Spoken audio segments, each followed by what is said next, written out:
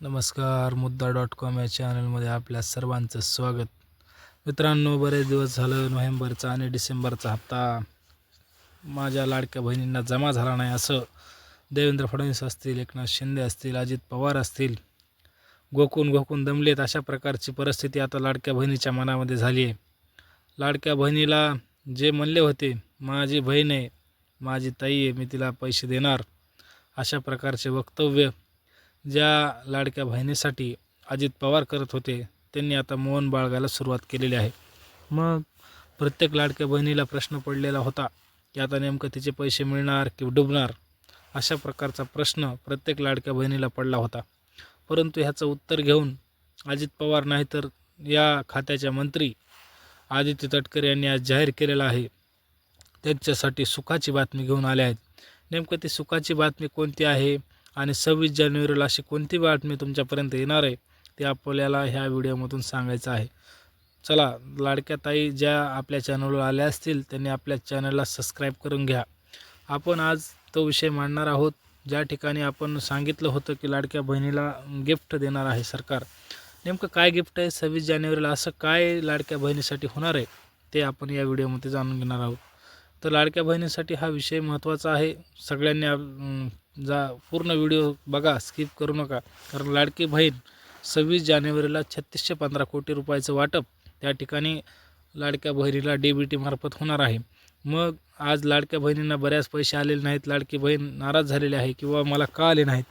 मग जिल्ह्याच्या ठिकाणी बऱ्याच लाडक्या बहिणी जाऊन आलेल्या आहेत, आंदोलन झालेलं आहे. ह्याचं सगळं रूपांतर म्हणून लाडक्या बहिणीसाठी आता एक हेल्पलाईन चालू केलेली आहे. त्या हेल्पलाईनचा उद्देश काय आहे आणि त्या हेल्पलाईन नंबर कोणता आहे, कारण त्या हेल्पलाईन नंबरनं तुम्हाला काय माहिती मिळणार आहे आणि तुमचं कोणतं समाधान त्या हेल्पलाईननुसार होणार आहे. माझ्या लाडक्या बहिणींना काय झालं होतं की प्रत्येक लाडक्या बहिणीला त्या ठिकाणी KYC करायची होती आणि त्या KYCमध्ये काही लोकांच्या चुका झालेल्या आहेत. परंतु काही लोकांच्या चुका न होता देखील निधी अभावी त्या ठिकाणी KYC करून देखील त्यांना लाभ मिळालेला नाही. अशा प्रकारचं बऱ्याच लाडक्या बहिणींचा त्या ठिकाणी गैरसमज झालेला आहे की आता माझा हप्ता का बंद झाला. अशा प्रकारचे प्रत्येक लाडक्या बहिणीच्या मनामध्ये हा प्रश्न चाललेला आहे. कारण ज्यावेळेस संक्रांतीचा सण आला होता, त्या संक्रांतीच्या सणामध्ये बऱ्याच लाडक्या बहिणींना त्या ठिकाणी पैसे प्राप्त झाले. परंतु अशा काही लाडक्या बहिणी होत्या की त्यांच्या घरी अद्याप देखील पैसे आले नाहीत. ज्या पैशामध्ये ते राशन खरेदी करायची, ज्या पैशामध्ये तिच्या लेकीला ते पैसे द्यायची, ज्या पैशामध्ये त्यांच्या घरच्यांचा तो संसारामध्ये कुठंतरी हातभार लागायचा, ते पैसे त्यांच्यामध्ये आता दिसत नाहीत.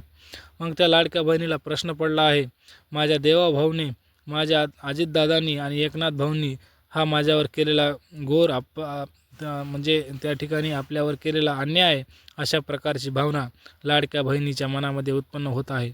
त्याच्यासाठीच आज निराकरण करण्यासाठी या खात्याच्या मंत्री आदित्य तटकरे यांनी एक हेल्पलाईन नंबर चालू केलेला आहे.